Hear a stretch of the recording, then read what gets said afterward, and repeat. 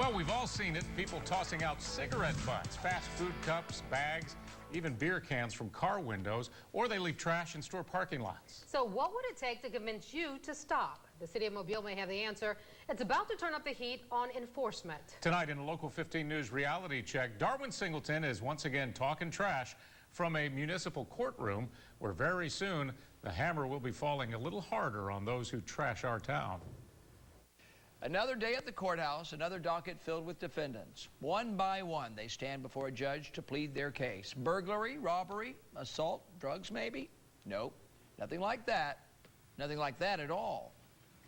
This man has been accused of having trash in his yard. This woman, she inherited property that some people in the neighborhood have been using as a dump.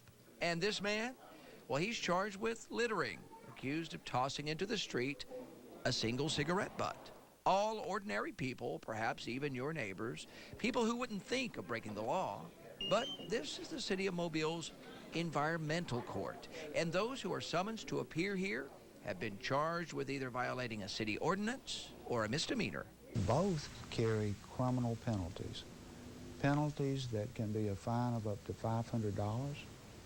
Penalties that can include jail time from 30 days up to 180 days.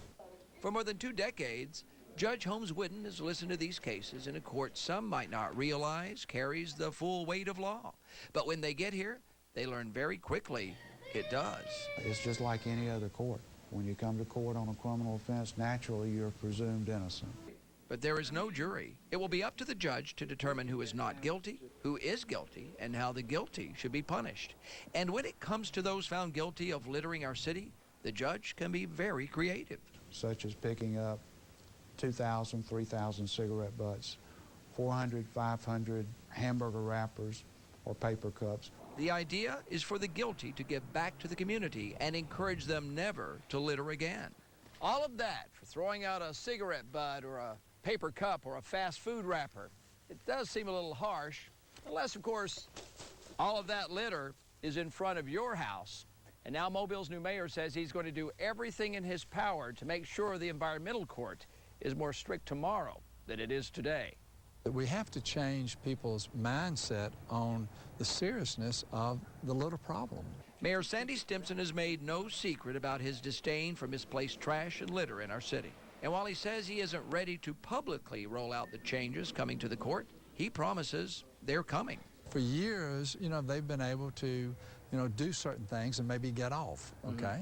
Well, those days are coming to an end. People that need to be fined are going to have to be fined, and we're going to collect the money, and the word's going to start spreading, that City Hall means business, that we're going to make this work, and it's going to cost people money that don't, go along with the program.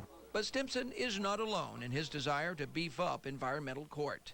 The past several months have seen a groundswell of anti-litter activity, community cleanup somewhere almost every weekend, and more violators being turned in.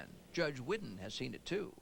People are becoming more mindful, more conscious, and particularly more voiceful. And as a result, we're getting more cases that come before the environmental court.